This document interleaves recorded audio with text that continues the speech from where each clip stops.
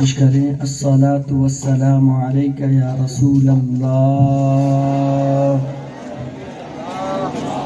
الصلاۃ والسلام علیک یا حبیب اللہ، الصلاۃ والسلام علیک یا نور اللہ، صلی اللہ تعالی علیہ وسلم۔ عزیزان محترم، یہ دوسری مرتبہ آنے کا شرف ہو رہا ہے اور بہت ہی محظوظ ہو کر آپ سنتے ہیں۔ حالانکہ میں کوئی خطیب یا بڑا مقرر نہیں ہوں، میں طفل مکتب ہوں، چند اوراق ہم نے پلٹے ہیں،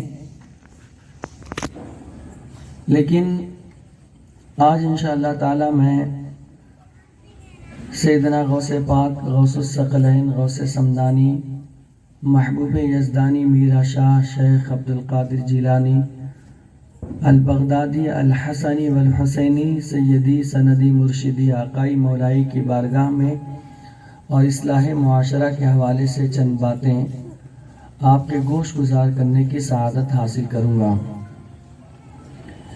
سیدنا غوث پاک رضی اللہ تعالیٰ عنہ حسنی اور حسینی سید ہیں۔ والد ماجد کی طرف سے حضرت امام حسن مصطفیٰ رضی اللہ تعالیٰ عنہ تک سلسلہ جاتا ہے اور والدہ کی طرف سے امام حسین تک یہ سلسلہ جاتا ہے، اور یوں دیکھا جائے تو یہ سلسلہ حضرت آدم سے چلتا یہاں تک پہنچتا ہے، جو انشاءاللہ تعالی پھر کسی اور موقع پر میں سیدنا غوث پاک رضی اللہ عنہ کا نسب نامہ حضرت آدم علیہ السلام سے لے کر آپ تک انشاءاللہ پیش کروں گا۔ بس اتنا عرض کروں گا کہ سیدنا غوث پاک رضی اللہ تعالیٰ عنہ دعائے حسین بن کر کے تشریف لائے ہیں۔ جب آپ کربلا کی سرزمین پر تھے اور معرکہ کربلا چل رہا تھا، اس وقت یکے بعد دیگرے حضرت امام پاک کے چاہنے والے کربل کی سرزمین پر جا کر اپنی جان کا نذرانہ پیش کر رہے تھے۔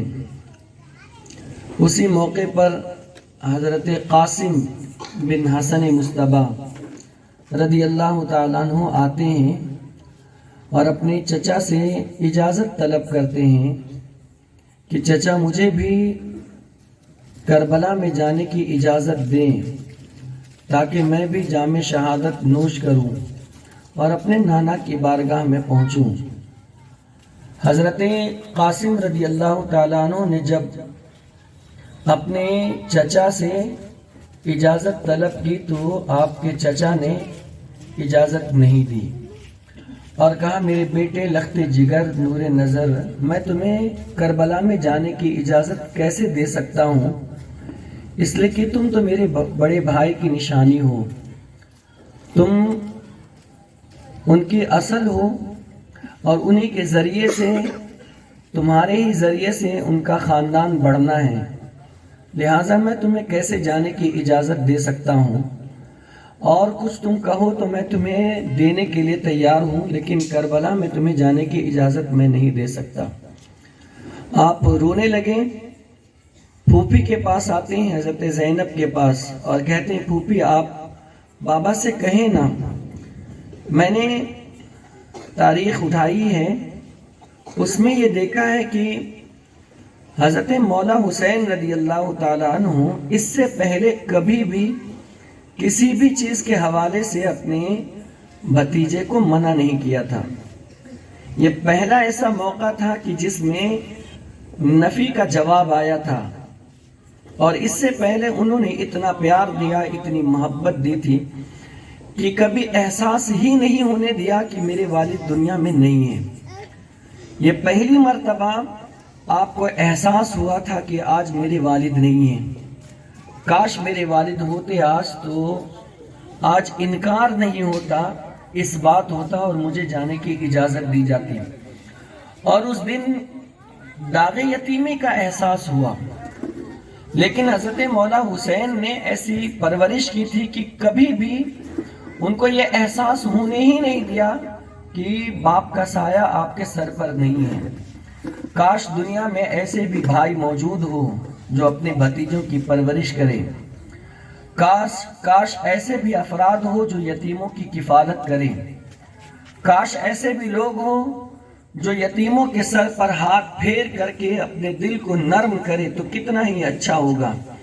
کیونکہ میرے آقا پیغمبر رحمت صلی اللہ علیہ وسلم نے یہ ارشاد فرمایا ہے کہ جو شخص یہ چاہتا ہو کہ اللہ اس کے رزق میں برکت دے، اللہ اس کے رزق میں کشائش دے، فراوانی دے، تو اسے چاہیے کہ وہ یتیم کی کفالت کے آنکھوں میں آنسو نہیں آتے ہیں، اسے رونے کی کیفیت پیدا ہو جائے تو اسے چاہیے کہ وہ یتیموں کے سر پر اپنا ہاتھ پھیرا کرے، اللہ اس کی برکت سے اس کے دل کو نرم فرما دے گا۔ اور ہاتھ پھیرنے سے صرف یہ نہیں ہے کہ سر پر ہاتھ پھیرے، مراد یہ ہے کہ اس کی کفالت پیش کرے۔ مولا حسین نے ایسی کفالت کی تھی، پرورش کی تھی کہ کبھی احساس نہیں ہونے دیا۔ جب پھوپھی کے پاس جاتے ہیں تو پھوپھی نے بھی منع کر دیا کہ بھتیجے بیٹے لختے جگر، بوسہ دیا پیشانی کو اور کہا کیسے وہ جانے کی اجازت دے سکتے ہیں، کیونکہ یہاں تو خاک و خون کا معاملہ چل رہا ہے اور آپ کیسے جا سکتے ہیں۔ وہ صحیح کہہ رہے ہیں، اس لیے کہ بڑے تو آپ ہی ہیں نا، اور آپ چلے گئے تو بھائی کی بڑی نشانی چلی جائے گی، لہٰذا وہ تمہیں جانے کی اجازت نہیں دیں گے۔ اللہ اکبر۔ تو ایک تنہائی میں جا کر حضرت قاسم رضی اللہ تعالیٰ عنہ رونے لگتے ہیں، اور جب رونا شروع کرتے ہیں تو اسی اثنا میں گلے میں ایک تعویذ تھی، اس کو دیکھ کر کے گزشتہ زمانے کی بات یاد آتی ہے اور اپنے بابا کے فرمان یاد آتے ہیں۔ اور وہ بات یہ تھی کہ حضرت امام حسن مصطفیٰ رضی اللہ عنہ کو کئی مرتبہ زہر دیا گیا تھا اور آپ کو شہید کرنے کی کوشش کی گئی تھی۔ اسی اثنا میں حضرت امام حسن نے اپنے بیٹے حضرت قاسم کو بلایا اور ایک رقعہ لکھا، ایک خط، اور کہا بیٹے اس تعویذ کو اپنے گلے میں لٹکا لو، جب کبھی آل نبی آل محمد پر، جب کبھی خاندان نبوت پر کوئی مشکل گھڑی پیش آئے تو اس وقت اس تعویذ کو کھول لینا اور جو کچھ اس میں لکھا ہوگا میرے بیٹے اس پر عمل کرنا۔ اللہ اکبر۔ جب یہ بات آپ کو یاد آتی ہے فوراً گلے سے وہ تعویذ نکالتے ہیں اور اس کے دھاگے کو نکال کر کے جب وہ پرچہ کھولتے ہیں تو اس میں ایک تحریر تھی جس کا مضمون اور اس کا خلاصہ یہ ہے کہ اے میرے نور نظر، اے میرے لختے جگر میرے بیٹے، اے باپ کی جان، ایک زمانہ ایسا آئے گا کہ میرا بھائی حسین کربل کی سرزمین پر وہ ہوں گے، چاروں طرف سے دشمن انہیں گھیر لیں گے اور ان کے خون کے در پہ ہو جائیں گے، ان کے جان کے لینے کے در پہ ہو جائیں گے۔ میرے بیٹے یکے بعد دیگرے لوگ اس کربلا کے میدان میں شہادت بھی پائیں گے، لیکن میرے بیٹے، میرے باپ کی جان، لختے جگر، میں تجھے یہ وصیت کرتا ہوں کہ جب تو اس خط کو پڑھنا تو اپنے چچا سے پہلے اپنی جان کا نذرانہ اللہ کی بارگاہ میں پیش کر دینا اور اپنے بھائی کو، تاکہ قیامت کے دن میں یہ ثابت کر سکوں کہ میں آپ کا غدار بھائی نہیں بلکہ وفادار بھائی ہوں۔ اللہ اکبر۔ ایسے بھی بھائی گزرے ہیں ہمارے یہاں۔ بھائیوں کا معاملہ تو یہ ہوتا ہے کہ 1 انچ زمین کے لیے نہ جانے خاک و خون کی بات کر جاتے ہیں، قتل کی بات ہو جاتی ہے، مرڈر کی بات ہو جاتی ہے اور نہ جانے کہاں تک دشمنیاں بڑھ جاتی ہے۔ ایک بھائی ہمارے بھی ہے اور ایک بھائی مولا حسین کے بھی ہے، تاکہ کہا کہ کل قیامت کے دن اپنے بھائی ہونے کا میں حق ادا کر سکوں جب وہ پرچہ لیتے ہیں اور آتے ہیں اپنے چچا کے پاس اور کہتے ہیں بابا آپ تو مجھے کربلا میں جانے سے روکتے ہیں، یہ دیکھیے میرے بابا نے تو پہلے ہی مجھے یہ وصیت کر دی ہے کہ اپنے چچا سے پہلے اپنی جان کا نذرانہ اللہ کی بارگاہ میں پیش کر دینا، ان کے قدموں پر اپنی جان کا نذرانہ پیش کر دینا۔ جب وہ خط پڑھتے ہیں تو وہ تحریر حضرت مولا حسن مصطفیٰ کی تھی اور وہ جملے بھی مولا حسن مصطفیٰ کے تھے۔ اللہ اکبر، ان کے آنکھوں میں آنسو آ جاتے ہیں۔ اور جمعہ کا دن تھا اور 10ویں محرم کی تاریخ تھی، عاشورہ کا دن تھا۔ یہ عین وہ وقت تھا جس وقت رسول اللہ صلی اللہ علیہ وسلم مدینے میں منبر پر کھڑے ہو کر خطبہ دیا کرتے تھے۔ اس وقت مولا حسین نے اپنے ہاتھ کو فضا میں بلند کرتے ہیں اور آسمان کی طرف چہرہ کرنے کے بعد اللہ سے کہتے ہیں اللہ آج جمعہ کا دن ہے، تو جمعہ کے دن کسی کی دعا کو رد نہیں فرماتا ہے۔ اے اللہ میں مسافر ہوں اور تو کسی مسافر کی دعا کو رد نہیں کرتا ہے۔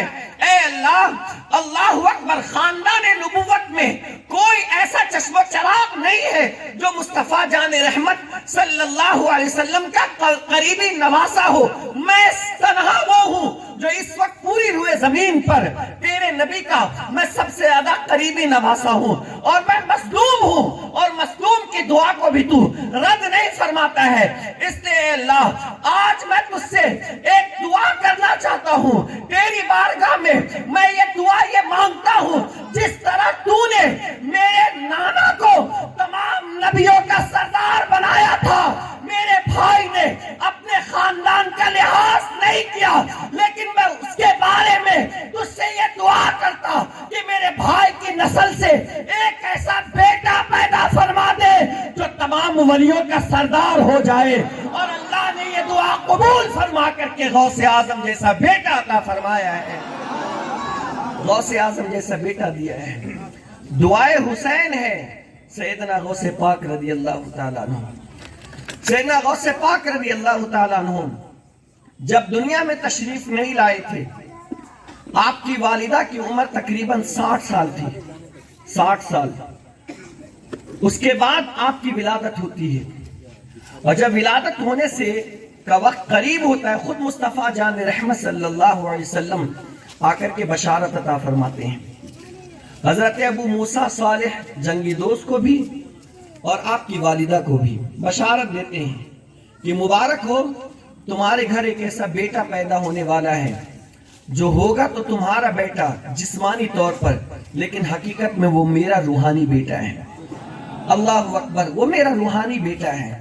اور فرمایا کہ ایک زمانہ ایسا آئے گا جو بغداد کی منبر پر کھڑے ہو کر وہ یہ کہے گا قدمی ہادھی علی رقبت کل ولی اللہ، کہ میرا یہ قدم ہر ولی کے گردن پر ہے، جس نے اس کو قبول کر لیا اس کی ولایت باقی رکھی جائے گی، اور جس نے اس کا انکار کر دیا اس کی ولایت سلب کر لی جائے گی۔ عزیزان محترم، سیدنا غوث الثقلین رضی اللہ تعالیٰ عنہ جب پیدا ہوتے ہیں تو اس ایام میں ماہ رمضان المبارک کی پہلی تاریخ ہوتی ہے۔ پیدا ہوتے ہی آپ نے روزہ رکھا ہوا تھا، آپ مادر ذات ولی تھے، پیدائشی ولی۔ اللہ اکبر، اس کے بعد جب رمضان کے ایام گزرنے لگے تو آپ نے کبھی بھی اپنی والدہ کا حالت روزہ میں دودھ نہیں پیا، جیسے ہی غروب آفتاب ہوتا اس کے بعد اپنی والدہ کا دودھ پیا کرتے تھے۔ عزیزان محترم، جب آپ کی عمر شریف بڑھتی رہی، 7 سال کے قریب جب آپ ہو گئے، اللہ اکبر، بچے تو بچے ہوتے ہیں اور ہر بچے کی فطرت میں یہ بات داخل ہوتی ہے کہ وہ کھیلے، وہ کودے اور چند بچوں کے ساتھ وہ سیر و تفریح کرے۔ لیکن سیدنا عبد القادر جیلانی رضی اللہ تعالیٰ عنہ جب کبھی وہ کھیلنے کے لیے ساتھیوں میں جاتے تھے تو حاطف غیبی سے آواز آتی تھی، اے عبد القادر القادر ہم نے تمہیں کھیلنے کے لیے، کھیل کود کے لیے، لہو و لعب کے لیے پیدا نہیں کیا ہے، ہم نے تو تمہیں کسی اور کام کے لیے پیدا کیا ہے۔ اللہ اکبر۔ جب یہ آواز آپ کو آتی تھی نا تو آپ واپس پلٹ کر کے واپس گھر چلے آتے تھے، اور اس کے بعد جب آپ کی عمر شریف 11 سال ہوتی ہے تو آپ مدرسے کے اندر جب آپ پڑھنے کے لیے جاتے ہیں، میرے پیارے آقا علیہ السلام کے پیارے دیوانوں، جب آپ مدرسے کے اندر جاتے ہیں تو فرشتے آپ کو مدرسہ لے جاتے ہیں۔ ابتدائی دور کا معاملہ ہے، جب پہلی مرتبہ آپ مدرسے کے اندر گئے، استاذ کے سامنے بیٹھتے ہیں اور استاذ نے کہا بیٹے پڑھو بسم اللہ الرحمن الرحیم، تو آپ نے صرف بسم اللہ ہی نہیں پڑھا تھا بلکہ تقریباً 18 پارے ایک بیٹھک میں آپ نے استاذ کو سنا دیا تھا، اور آپ نے جب یہ سنتے ہیں تو کہا بیٹے اس عمر میں تو نے کیسے یاد کر لیا، جبکہ تو رسم بسم اللہ کی غرض سے آیا ہوا ہے۔ تو اس وقت سیدنا غوث پاک نے فرمایا تھا میری والدہ کو 18 پارے ہی یاد تھے، اگر پورا قرآن میری والدہ کو یاد ہوتا تو میں اس وقت آپ کو سارا قرآن سنا دیتا۔ میرے پیارے آقا علیہ السلام کے پیارے دیوانوں، یہاں سے ایک بات یہ سمجھ میں آتی ہے، ماں اگر نیک سیرت ہو، ماں اگر متقیہ ہو، ماں اگر تلاوت قرآن کرنے والی ہو، ماں اگر پرہیزگار ہو، ماں اگر اللہ رسول کی یادوں میں اپنی زندگی گزارنے والی ہو، تو بیٹا جو ہے وہ اوباش نہیں نکلتا ہے، بیٹا آوارہ نہیں نکلتا ہے، بلکہ بیٹا غوث پاک کی شکل میں اللہ تعالیٰ دنیا کو عطا کرتا ہے، حضرت خواجہ غریب نواز کی شکل میں عطا کرتا ہے، قطب الدین بختیار کاکی کی شکل میں اللہ اولادیں دیتا ہے، حضرت خواجہ نظام الدین اولیاء کی شکل میں اللہ اولادیں دیتا ہے۔ لیکن آج کل معاشرہ بالکل بدل چکا ہے، حالات بالکل بدل چکے ہیں۔ آج ہر گھر کا حال یہ ہے کہ وہ سیریل دیکھتے دیکھتے وہ اپنی اولادوں کی پرورش کرتی ہے، پکچر دیکھتے دیکھتے وہ اپنی اولادوں کی پرورش کرتی ہے، جبکہ فتاوی رسمیہ شریف کے اندر امام عشق و محبت نے لکھا ہے کہ اگر کسی عورت کے شکم کے اندر کوئی بچے کا وجود ہو جائے تو اس کے بعد وہ کسی اور چیز کی طرف مشغول نہ ہو، بلکہ وہ کثرت سے تلاوت کرے، وہ کثرت سے درود پاک پڑھے، وہ کثرت سے اللہ رسول کا نام لے، اس لیے کہ جو کچھ ماں ایام حمل کے اندر وہ کرتی ہے وہ ساری چیزیں اس بچے کے جسم پر، اس کے ذہن پر نقش ہوتا چلا جاتا ہے۔ اللہ اکبر۔ لیکن جیسے ہی حالات آج کے بگڑ رہے ہیں، آج حالات بدل رہے ہیں، ہماری ماؤں کا حال بالکل بدلتا جا رہا ہے۔ یہی وجہ ہے کہ جیسے بچے بڑے ہونے لگتے ہیں نا، وہ اپنے ماں باپ کے نافرمان ہونا شروع ہو جاتے ہیں، ماں باپ کے ساتھ گالی گلوچ کرنا شروع کر دیتے ہیں، ماں باپ کے ساتھ برائی شروع کر دیتے ہیں، حتیٰ کہ بعض بچے تو ایسے ہیں کہ ماں باپ پر ہاتھ بھی اٹھا دیتے ہیں۔ وجہ کیا ہے؟ ان کی تربیت صحیح نہیں ہے، تربیت صحیح نہیں ہے۔ کاش اگر وہ ماں اس وقت ایام حمل کے اندر وہ قرآن کی تلاوت کی ہوتی، رسول اللہ کی حدیث پڑھی ہوتی، تو اس کا نتیجہ یہ ہوتا کہ وہ بچہ پیدا ہونے کے بعد وہ فرما بردار بنتا۔ لیکن تم نے گانے سنے ہیں نا، پکچر دیکھے ہیں، دیگر معاملات کیا ہے، اسی کی بنیاد پر تمہاری کوئی نصیحت تمہاری اولاد پر نہیں پڑتی ہے۔ اس کے لیے ضروری ہے کہ باپ بھی نیک ہو اور ماں بھی پرہیزگار ہو، دونوں کا پرہیزگار ہونا ضروری ہے، اس لیے کہ جو ہم دیکھتے ہیں وہ بچوں کے ذہن پر نقش ہوتا ہے۔ بہرحال جب سیدنا غوث پاک رضی اللہ عنہ کی عمر 17 سال ہوتی ہے تو آپ ایک بیل کے پیچھے چل رہے تھے، اللہ تعالیٰ نے اس بیل کو قوت گویائی عطا کی۔ اس نے پلٹ کر کے کہا اے عبد القادر تو ہمارے پیچھے کیا کر رہا ہے؟ اللہ نے تجھے اس کام کے لیے نہیں بنایا ہے، جاؤ کسی اور کام کے لیے، اللہ نے تمہیں چن لیا ہے، علم حاصل کرو۔ جب اس بیل سے آواز سنتے ہیں آپ دہشت میں آ جاتے اور گھر بھاگ کر آتے ہیں، اور گھر آ کر کے اپنے گھر کے چھت پر بیٹھ جاتے ہیں، اور وہ ایام حج کے ایام تھے۔ جب گھر پر بیٹھتے ہیں چھت پر، اللہ تعالیٰ نے آپ کی نگاہوں سے سارے حجابات ہٹا دیتا ہے، سارے حجابات ہٹا دیتا ہے، یہاں تک کہ بغداد بلکہ جیلان سے لے کر کے عرفات کے میدان تک جتنے پردے ہوتے ہیں اللہ سارے پردوں کو ہٹا دیتا ہے، اور اس جیلان سے اپنے گھر سے ہی عرفات میں جتنے لوگ عرفات کے میدان میں آئے ہوئے ہیں وہ سب کو اپنے گھر بیٹھے سارا نظارہ دیکھتے ہیں، اور بھی حیرت انتہا نہ رہی. گھر کے نیچے آتے ہیں اور اپنی بوڑھی شفیق ماں کے آغوش میں بیٹھ جاتے ہیں اور کہتے ہیں ماں مجھے بہت ڈر لگ رہا ہے. کہا بیٹے کیا ہوا؟ تو پھر دونوں واقعہ پیش کرتے ہیں اور کہتے ہیں کہ میں نے فلاں جگہ پر اس بیل کو آج گفتگو کرتے ہوئے دیکھا ہے اور جب میں چھت پر چڑھا تھا تو میری نگاہوں سے سارے پردے ہٹا دیے گئے ہیں. اللہ اکبر. اس کے بعد کہتے ہیں امی اگر اجازت ہو تو میں علم کے لیے جا سکتا ہوں, میں علم حاصل کر سکتا ہوں, میں علم پڑھنے کے لیے جا سکتا ہوں. ماں نے کہا بیٹے ہم تو اسی بات کا انتظار کر رہے تھے کب تم مجھ سے اجازت لے اور میں تمہیں اجازت دے دوں. اللہ اکبر.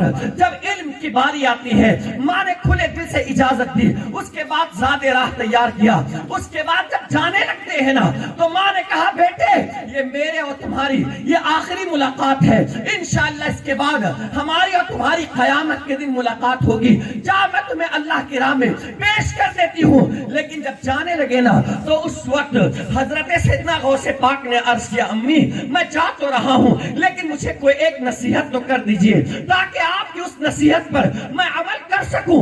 اس وقت ماں نے کوئی لمبی چوڑی نصیحت نہیں کی, کوئی تقریر نہیں کی, بلکہ ایک جملہ کہا بیٹے جا تو رہا ہے لیکن سن لے میری ایک نصیحت.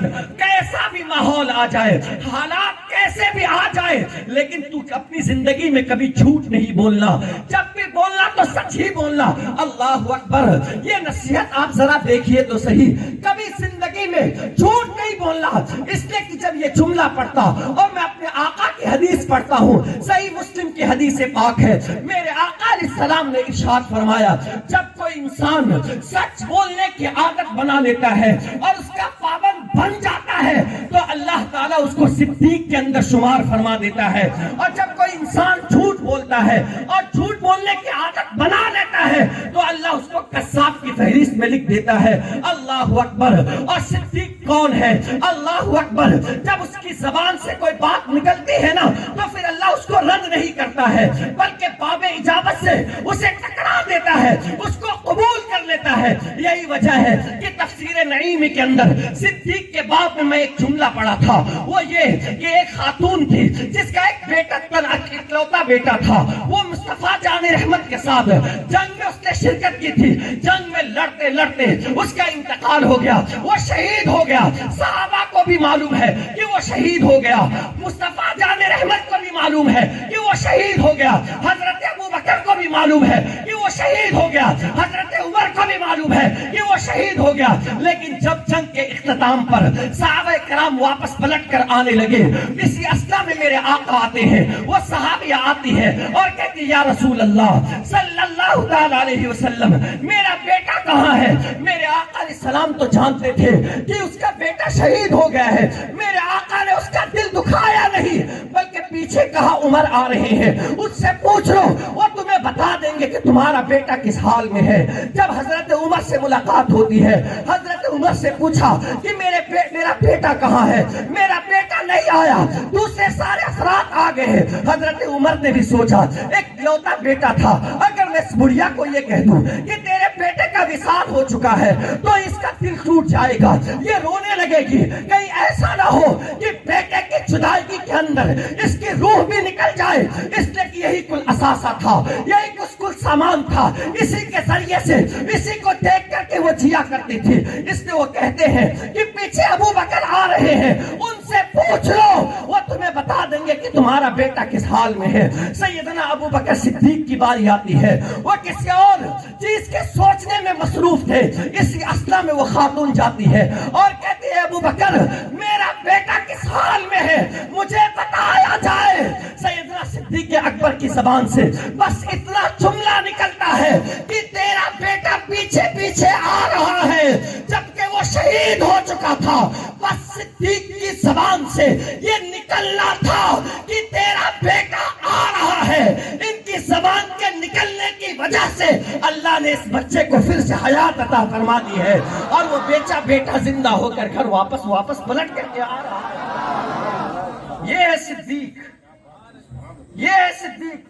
اس لیے سچ بولو, سچ بولو. آج تو جھوٹوں کا راج ہے, آج تو جھوٹوں کا راج, اور جھوٹ بھی اتنی صفائی سے پیش کی جاتی ہے کہ انسان سمجھتا ہے کہ میں سب سے بڑا سچا ہوں، لیکن سن لو آقا کی حدیث سن لو، جب انسان جھوٹ بولتا ہے اللہ کے رحمت کے فرشتے اس سے 2 میل تک کے دور بھاگ جاتے ہیں۔ جھوٹ بولتا ہے تو میرے آقا نے فرمایا جس میں 4 چیزیں ہوں گی وہ پکا منافق ہے، پکا۔ اذا حدث کذبا، حضور نے فرمایا پکا منافق ہے۔ یہ اور بات ہے کہ آج کے دور میں پکا منافق تو نہیں کہہ سکتے، لیکن منافق صفت تو ضرور کہا جا سکتا ہے۔ یہ بخاری کی حدیث پیش کر رہا ہوں۔ اذا حدث کذبا، جب وہ بات کرے تو جھوٹ بولے۔ اذا عاہد خانا، جب کسی سے وعدہ کرے معاہدہ کرے تو خیانت کرے۔ اذا اؤتمن خانا، اور جب امانت رکھی جائے تو امانت میں بھی خیانت کرے۔ اور اس کے بعد کہا وَإِذَا خَاصَمَ، اور جب جھگڑا کرے تو وہ گالی گلوچ کرے۔ جس شخص میں یہ 4 باتیں پائی جائے وہ پکا منافق ہے۔ اور میں آپ سے پوچھتا ہوں، بتاؤ کتنے مسلمان ایسے ہیں جو انسان صبح سے لے کر شام تک کے سچ کا معاملہ اختیار کرتا ہے؟ آج لمبی لمبی داڑھی والے حاجی صاحب، نمازی صاحب، جو اپنے آپ کو متقی صاحب کہتے ہیں نا، آج معاملہ ہے کہ دکان پر بیٹھنے کے بعد سب سے پہلا جھوٹ ہی بولتے ہیں، جھوٹ کا معاملہ کرتے ہیں۔ اور قرآن نے کیا کہا؟ الا لعنت اللہ علی الکاذبین، آگاہ ہو جاؤ جھوٹوں پر اللہ کی لعنت ہے۔ اور لعنت کس کو کہتے ہیں؟ وہ اللہ کی رحمت سے نا امید ہو گیا، اللہ اپنی رحمت سے اس کو دور کر دیتا ہے جو انسان زندگی میں جھوٹ بولتا ہے۔ جھوٹ بولنے والا انسان ایک نہ ایک دن ضرور پکڑا جاتا ہے، اور جس دن پکڑا جاتا ہے زندگی بھر کے لیے اس پر سے اعتبار ختم ہو جاتا ہے، پھر اس پر اعتبار نہیں کیا جاتا، اس پر بھروسہ نہیں کیا جاتا۔ اس لیے اپنی زندگی میں کبھی جھوٹ نہیں بولنا، سچ کو لازم کرو، سچ کو اپنی زندگی کا حصہ بناؤ۔ سچ ہی کی وجہ سے اللہ تمہیں ترقی بھی عطا کرے گا، اور سچ ہی کی بنیاد پر اللہ تمہیں عزت بھی عطا فرمائے گا۔ یہی وجہ ہے کہ میرے مصطفیٰ کی جب ولادت ہوتی ہے، اعلان نبوت سے پہلے تک کے 40 سالہ زندگی اٹھا کر کے دیکھو، جہاں پر جھوٹ عام تھا، چگلی عام تھی، برائی عام تھی، زنا عام تھا، چوری عام تھا، ساری برائیاں بام عروج پر تھی، لیکن ایسے ماحول میں بھی میرے آقا نے اپنی زندگی میں کبھی جھوٹ نہیں بولا۔ یہی وجہ ہے کہ کفار ہونے کے باوجود بھی میرے آقا کو یا تو صادق کہتے تھے یا تو امین کہا جاتا تھا۔ اعلان نبوت سے پہلے بھی آپ کو لقب دیا گیا تھا صادق الوعد الامین، آپ سچے تھے، لیکن انہی کے کلمہ پڑھنے والے لوگ، بڑی بڑی داڑھی رکھنے والے لوگ شفاف اور صاف جھوٹ بولتے ہیں۔ شرم کرو، شرم، جھوٹ سے بچو، بہت بڑا گناہ ہے، کبیرہ گناہ ہے۔ اور ایک چیز یہ بھی بتا دوں، سچ سچ ہی ہوتا ہے۔ انسان ایک جھوٹ کو سچ ثابت کرنے کے لیے 100 جھوٹ بولتا ہے، پھر بھی جھوٹ جھوٹ ہی رہتا ہے۔ اور سچ کو کتنا بھی دبایا جائے، کتنا بھی چھپایا جائے، اللہ تعالیٰ اس سچ کو ضرور ایک نہ ایک دن بلندی عطا فرماتا ہے۔ اس لیے اپنی زندگی میں کبھی جھوٹ مت بولو۔ ماں نے نصیحت کی، بیٹے کبھی زندگی میں جھوٹ نہیں بولنا۔ آج جو مائیں سن رہی ہے، میں ان سے بھی یہ نصیحت کروں گا، اپنی بیٹوں کی تربیت کرو، اپنے بیٹوں کو سمجھاؤ کہ وہ جھوٹوں کے ساتھ نہ رہے، وہ جھوٹوں کی صحبت اختیار نہ کرے، وہ جھوٹوں کی صحبت میں نہ بیٹھے، وہ جھوٹوں کی محفلوں میں نہ جایا کرے۔ انہیں اگر بیٹھنا ہی ہے تو عالموں کی صحبت میں بیٹھے، انہیں اگر بیٹھنا ہی ہے تو ان علماء کی محفل میں بیٹھے، انہیں اگر بیٹھنا ہی ہے تو مبلغین کی صحبت میں بیٹھے، اگر انہیں بیٹھنا ہی ہے تو سنی دعوت اسلامی کے تنظیم کے محرکین کے ساتھ بیٹھے۔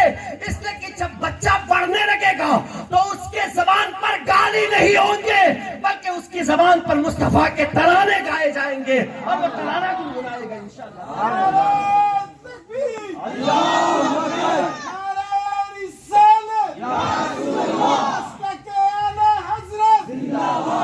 بہرحال سیدنا غوث پاک رضی اللہ عنہ نکلتے ہیں۔ وہ چور کا واقعہ بہت مشہور ہے، ڈاکوؤں کا۔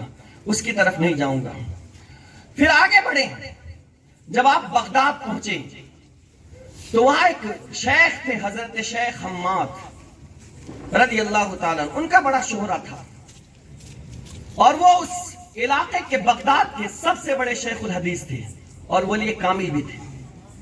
سیدنا غوث پاک رضی اللہ تعالیٰ عنہ رات کے وقت پہنچتے ہیں. پتہ پوچھا تو کہا فلاں گھر ہے شیخ صاحب کا. سیدنا غوث پاک رضی اللہ عنہ کا ادب دیکھیے کہ اپنے استاذ کو اٹھانا اور دروازہ کھٹکھٹانا پسند نہیں کیا, بلکہ چوکھٹ پر بیٹھ گئے, چوکھٹ پر بیٹھ گئے اور رات بھر انتظار کرتے رہے. متعلم ہو تو ایسا ہو, متعلم ہو تو ایسا ہو. اس لیے کہا گیا ہے تأدبوا ثم تعلموا ثم تفقهوا, پہلے ادب سیکھو, پھر علم سیکھو, پھر فقہ سیکھو. اس لیے کہ بسا اوقات بعض لوگ علم تو سیکھ لیتے ہیں لیکن ادب نہیں سیکھتے ہیں, اور جب ادب نہیں سیکھتے ہیں تو نہ بڑے کا لحاظ کرتے ہیں, نہ چھوٹے کا لحاظ کرتے ہیں, نہ سینئر کا لحاظ کرتے ہیں, نہ جونیئر کا لحاظ کرتے ہیں. کسی کا کوئی لحاظ نہیں ہوتا ہے, اور جس کو چاہتا ہے وہ جو من میں آتا ہے وہ بول جاتا ہے, بول جاتا ہے. اس سے پہلے ادب سیکھو. با ادب با نصیب, بے ادب بے نصیب. با ادب با نصیب. جب حضور کی بارگاہ میں صحابہ جاتے تھے نا, یا کوئی اجنبی آدمی آتا تھا نا, اجنبی آتا تھا تو صحابہ اکرام اسے روک لیتے تھے اور پوچھتے تھے کہاں جانا ہے.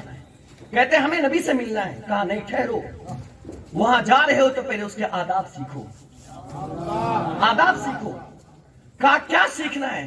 کہا جب وہاں جانا تو اپنی آواز کو نبی کی آواز پر پست رکھنا.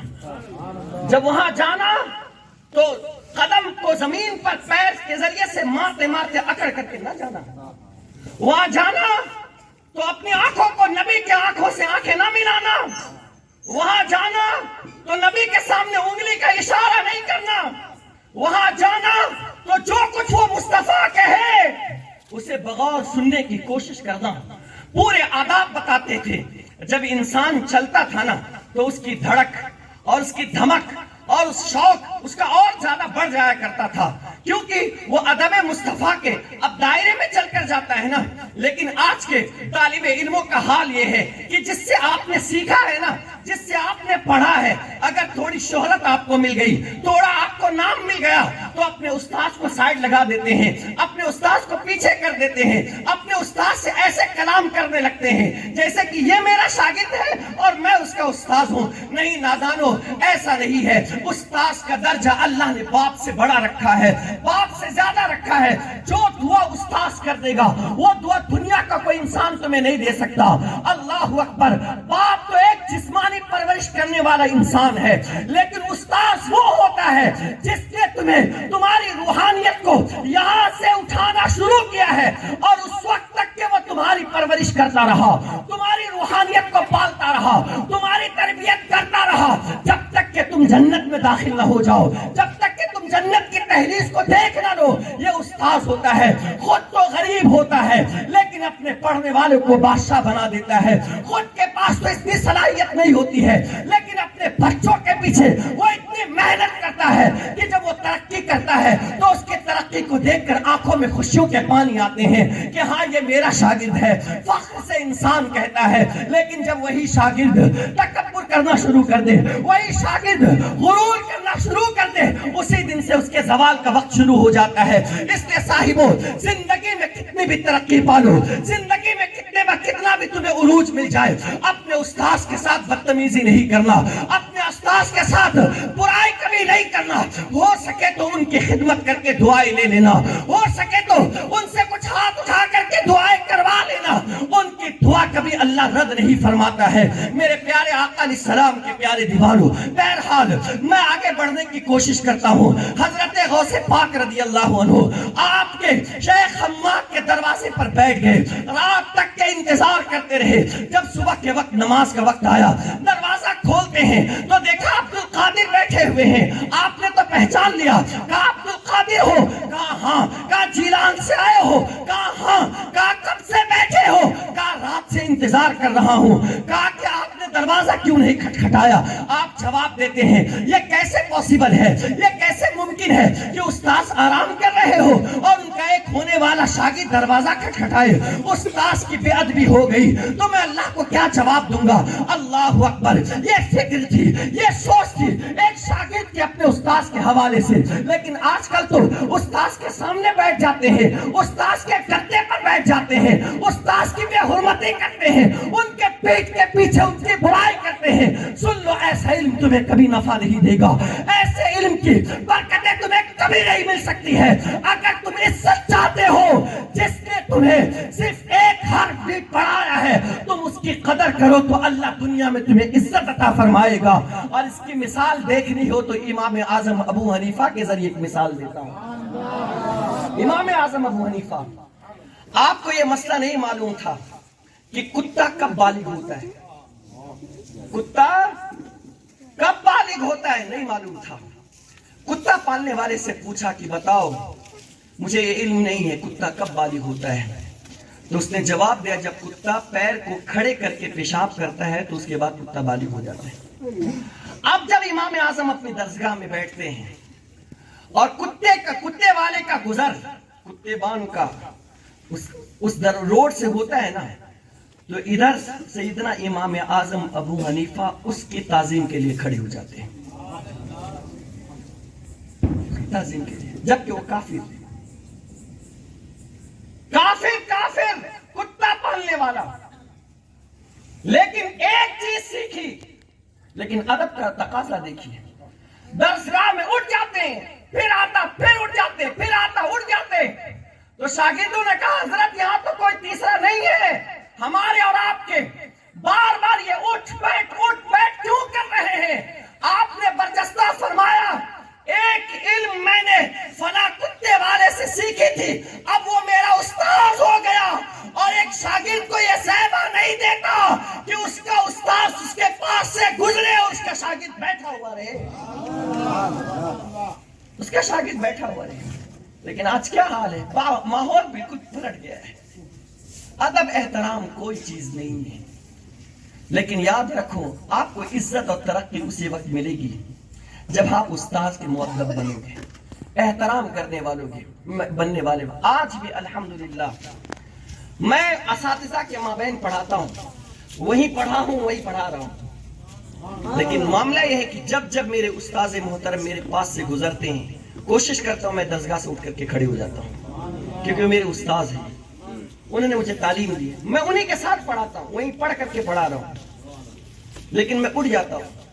آج تک میں اپنے اساتذہ کے گدے پر نہیں بیٹھا ہے، آج تک، جبکہ میں وہی پڑھاتا ہوں. میرے اساتذہ کہتے بیٹے بیٹھ جاؤ، آ جاؤ. کیا ہو گیا؟ پہلے شاگرد تھے، اب تو تم بھی استاذ ہو کے ہماری صف میں آ گئے. میں نے کہا میں شاگرد استاذ ہوا ہوں دوسروں کے لیے، قیامت تک آپ کا میں شاگرد رہوں گا. یہ کیسے پاسبل ہے کہ میں آپ کے گدے پر بیٹھ جاؤں؟ یہ مجھ سے نہیں ہو سکتا ہے.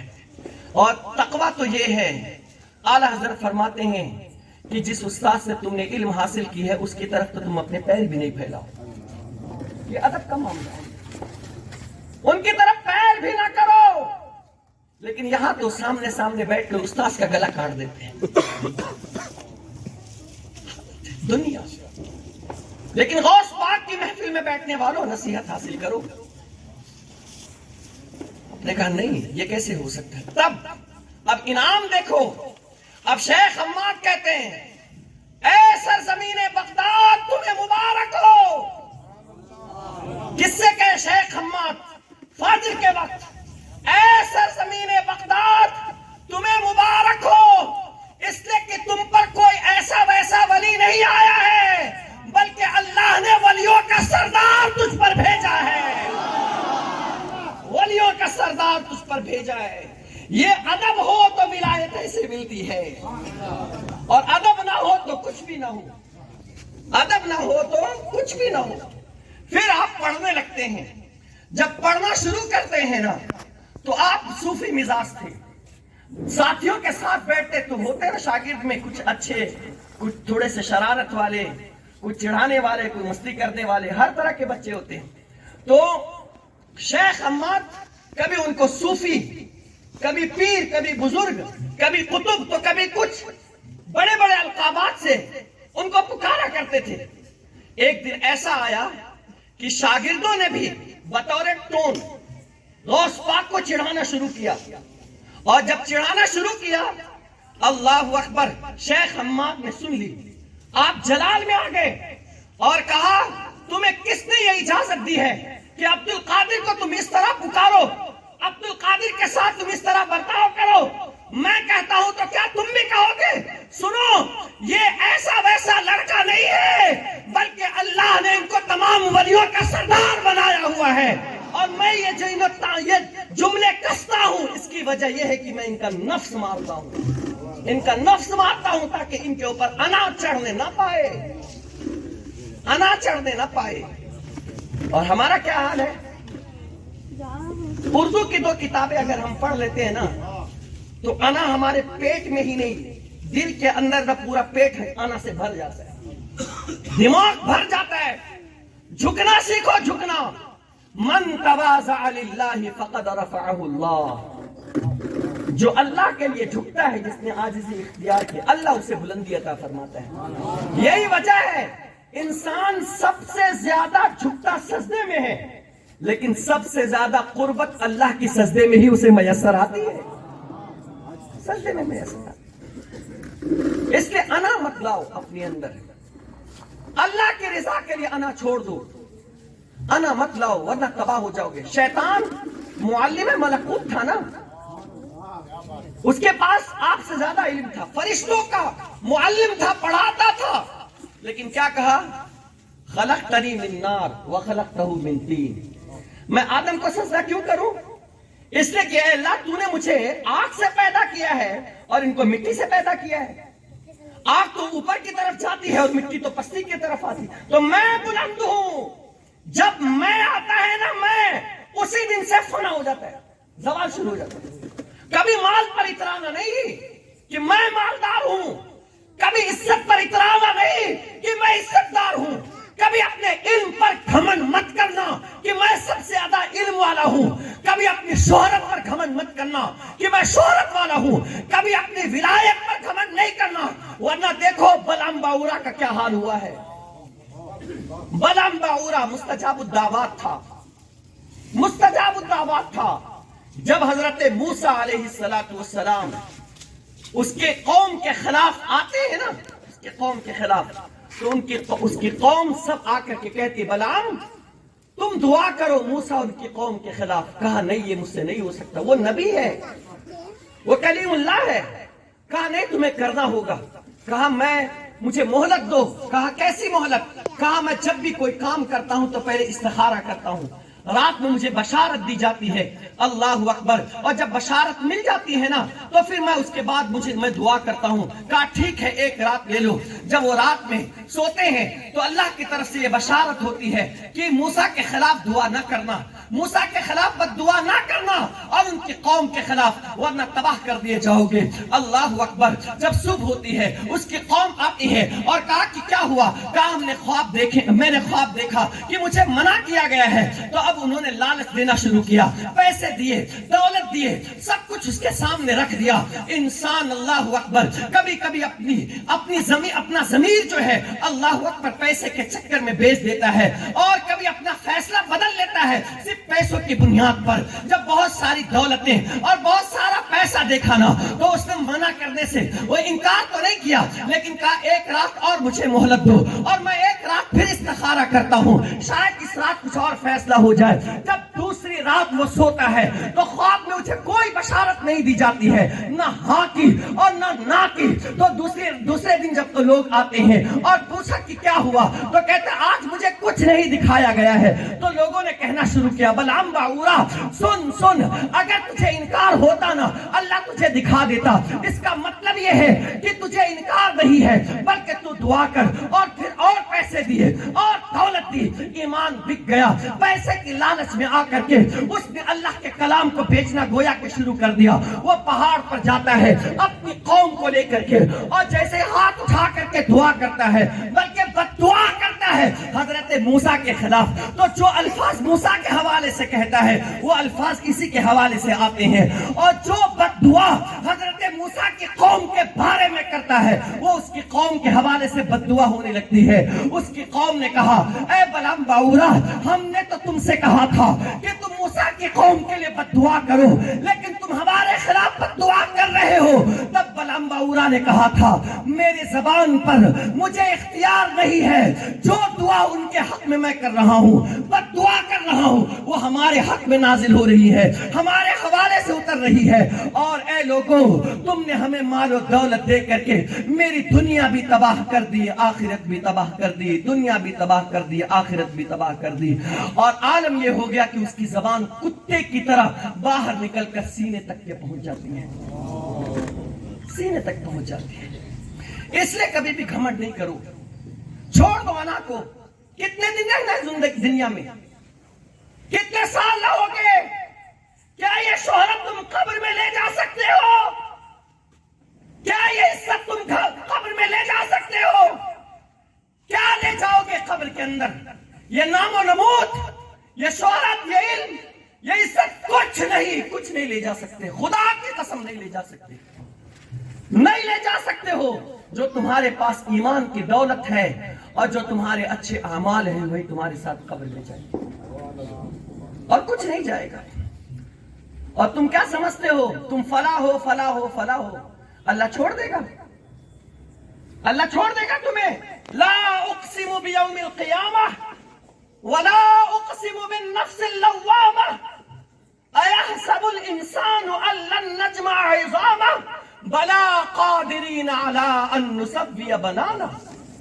قرآن کہتا ہے 29واں پارہ سورہ قیامہ ہے، لا اقسم بیوم القیامہ، میں قیامت کے دن کی قسم کھاتا ہوں، اللہ کہہ رہا ہے۔ ولا اقسم بالنفس اللوامہ، میں نفس لوامہ کی قسم کھاتا ہوں، اس سے مراد بھی قیامت ہے۔ دو قسمیں کھائی، اور قسم کھانے کے بعد اللہ ارشاد فرماتا ہے ایحسب الانسان ان لن نجمع عظامہ، کیا انسان یہ گمان کرتا ہے کہ ہم اسے ان کی ہڈیوں کو جمع نہیں کریں گے، ان کی ہڈیوں کو پھر سے جوڑیں گے نہیں؟ بلا قادرین علی ان نسوی بنانہ، بلکہ اللہ تو اس بات پر بھی قادر ہے کہ تمہاری انگلیوں کے پور پور کو اللہ ٹھیک کر دے گا۔ جو رب ناپاک قطرے سے پانی سے تمہیں پیدا کر سکتا ہے، جو رب پانی سے، سیل رواں سے، بہتے ہوئے پانی سے جو تمہارے جسم کو وجود دے سکتا ہے، اس پانی کو گوشت میں بدل سکتا ہے، اس پانی کو ہڈی میں بدل سکتا ہے، اس پانی کے ذریعے سے بہترین صورت دے سکتا ہے، پورا وجود دے سکتا ہے، تو کیا وہ رب اس بات پر قادر نہیں ہے کہ مرنے کے بعد اللہ دوبارہ تمہیں زندہ کرے؟ اس بات پر قادر نہیں؟ کیا کرو کہ قیامت کے دن اللہ کی بارگاہ میں جاؤ گے؟ تو ڈرو، اللہ سے ڈرو۔ بلکہ ایک جگہ پر فرمایا ایحسب الانسان ان یترک سدی، کیا انسان یہ گمان کرتا ہے کہ اسے یوں ہی چھوڑ دیا جائے گا؟ یوں چھوڑ دیا جائے گا؟ نہیں بھائیو، ایسے نہیں چھوڑا جائے گا، بلکہ 3-4 سوال ایسے ہوں گے جو لازمی طور پر اللہ ہم سے اور آپ سے سوال کرے گا، پوچھے گا بتا تو نے یہ جوانی کہاں گزاری ہے؟ اللہ پوچھے گا۔ مدارج النبوہ میں شیخ عبدالحق محدث دہلوی نے اس حدیث کو نوٹ کیا ہے، کہا بتا تو نے اپنی جوانی کہاں پر ضائع کی ہے، کیسے صرف کیا ہے، کیسے گزارا ہے؟ اور کیا ہم اپنی جوانی کے بارے میں اللہ کو کھڑے ہو کر جواب دے سکتے ہیں؟ جوانوں، تمہیں اللہ تعالیٰ نے تو عیاشی کے لیے نہیں پیدا کیا تھا۔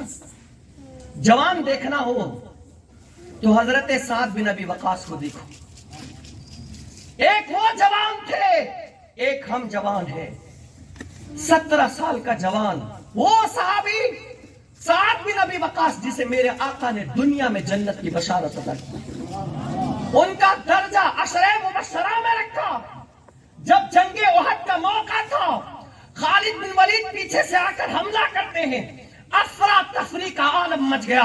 ایسے ماحول میں یہ 17 سال کا لڑکا صحابی رسول وہ میرے آقا کے پہلو کے پاس آتے ہیں اور اپنے سینے کو کفار کی طرف کرتے ہیں اور تیر اٹھاتے ہیں اور تیر اٹھا اٹھا کر دشمنوں پر مارتے ہیں. جب میرے آقا نے اس انداز دلربانہ کو دیکھا تو اپنے مبارک ہاتھ سے تیر اٹھا کر کے حضرت سعد کے ہاتھ عطا کرتے ہیں اور کہتے ہیں ارمی یا سعد، اے سعد تیر چلا، فدا کبھی ابھی و امی انتا، میرے ماں باپ تجھ پر قربان ہو، میرے ماں باپ تجھ پر قربان ہو. ایک جوان وہ تھا جس سے میرے آقا کہتے ہیں میرے ماں باپ تجھ پر قربان ہو، اے سعد تو تیر چلا. ان کی پوری زندگی سعد بن ابی وقاص کی مصطفیٰ کی محبت میں گزری ہے، ان کی پوری زندگی اللہ کی اطاعت میں گزری ہے، ان کی پوری زندگی شریعت و سنت کے پابندی میں گزری ہے، ان کی پوری زندگی خوف خدا میں گزری ہے،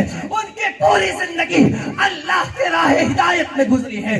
لیکن ایک جوان وہ تھے، ایک جوان ہمارا بچہ ہے، ایک جوان ہمارے بھائی ہے. بتاؤ ہماری جوانی کہاں گزر رہی ہے؟ یا تو چھیڑ چھاڑ میں، یا تو چیٹنگ اور چیٹنگ کرنے میں، یا لڑکی بازی کرنے میں، یا رات کی تنہائیوں میں اپنے موبائل کے اندر گندے گندے مناظر کو دیکھنے میں اور گندی پکچروں کو دیکھنے میں، برائی کو جنم دینے میں، برائی کو پیدا کرنے میں، معاشرے میں لڑنے میں، آپس میں قتال کرنے میں، آپس میں مرڈر کرنے پر، آپس میں معاشرے کے اندر ایک دوسرے کا جینا حرام کرنے پر ان جوانوں کا حال ہو گیا ہے. اپنے محلے کے لوگوں کا جینا لوگوں نے، جوانوں نے دو بھر کر دیا ہے. رات کے 2-2 بجے تک کے وہ چوراہے پر بیٹھے رہیں گے، رات کے 1-1 بجے تک کے وہ گلیوں میں بیٹھ کر کے وہ گناہ کے مناظر دیکھتے رہیں گے.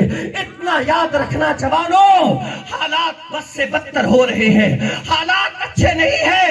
اگر تم نے ناخون کے ہوش کے ناخون نہیں لیے تو جس طرح آج کشمیر میں ہو رہا ہے، جس طرح آج لبنان میں ہو رہا ہے، جس طرح آج غازہ میں ہو رہا ہے، جس طرح آج فلسطین کے اندر ہو رہا ہے، وہ دن دور نہیں ہے کہ وہاں کی آگ، وہاں کی ہوا، وہاں کی لپیٹیں ہمارے علاقے میں بھی آ جائے اور ہم اپنی بہنوں کی عزتوں کو کھو دیں، ہم اپنی بیٹیوں کی عزتوں کو کھو دیں، ہم اپنی ماں کی عزتوں کو تار تار کر دیں.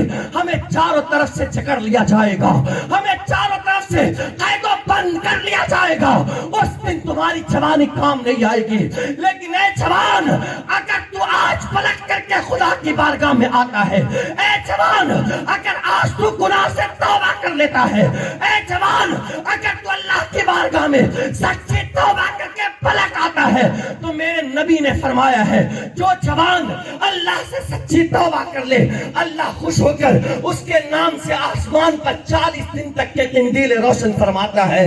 اور ایسے جوان کو اللہ اپنا حبیب بناتا ہے اور کہتا ہے وہ حبیب اللہ، وہ اللہ کا حبیب ہے. اے جوان، حبیب اللہ کا خطاب نہ موسیٰ کو دیا گیا، نہ عیسیٰ کو دیا گیا، نہ زکریا کو دیا گیا، نہ لوط کو دیا گیا، نہ ابراہیم کو دیا گیا، نہ آدم کو دیا گیا، نہ نوح کو دیا گیا، نہ شیش کو دیا گیا. کسی پیغمبر اور کسی نبی کو نہیں دیا گیا سوائے مصطفیٰ جان رحمت کے. انہیں تنہا حبیب بنایا. لیکن میرے نبی کا امتی کوئی جوان اپنے گناہوں سے توبہ کر کے اگر اللہ کی بارگاہ میں صحیح طور پر رجوع لاتا ہے تو مصطفیٰ کے صدقے میں ایسے جوانوں کو بھی اللہ اپنا حبیب بنا لیا کرتا ہے. ایسے جوانوں کو بھی. اس لیے جوانوں پلٹو، اللہ کی طرف پلٹو. اپنی جوانی کا غلط استعمال مت کرو، مت کرو، ورنہ جاؤ ہاسپٹل چلے جاؤ، ایک بار نظارہ دیکھ کر کے آؤ، پتا چل جائے گا کہ اللہ نے کتنی بڑی دولت ہمیں عطا کی. جاؤ ایک مرتبہ ضرور جانا. اب تو قبرستان میں بھی جاتے ہیں تو ہم موبائل چلاتے ہیں، تو آخرت کی یاد کہاں سے آئے گی؟ آخرت کی یاد کہاں سے آئے گی؟ اس لیے میں کہتا ہوں قبرستان جاؤ، یہ تو میرے نبی کا فرمان ہے. لیکن ساتھ ساتھ میرا مشورہ یہ ہے کہ ایک مرتبہ تم ہاسپٹل ضرور جانا. دیکھو کتنے بھائی ایسے ہیں جو تمہاری طرح جوان ہیں، ان کے پیر کٹے ہوئے، اٹھ نہیں سکتے. کتنے بھائی ایسے جن کا چہرہ جھلسا ہوا ہے، وہ لوگوں کے سامنے چہرہ دکھا نہیں سکتے. کتنے ایسے لوگ ہیں جن کے ہاتھ کٹے ہوئے ہیں، اٹھ نہیں سکتے ہیں. کتنے ایسے لوگ ہیں جن کی کمر ٹوٹی ہوئی ہے، وہ بستر پر سالوں سال پڑے ہیں. ہم نے ایک جوان کو دیکھا ہے، بائک چلاتے چلاتے اس کا ایکسیڈنٹ ہو گیا، 1 سال تک کہ وہ بستر پر پڑا تھا اور اس کے پیروں میں راڈ لگے ہوئے، وہ روتا تھا بستر پر۔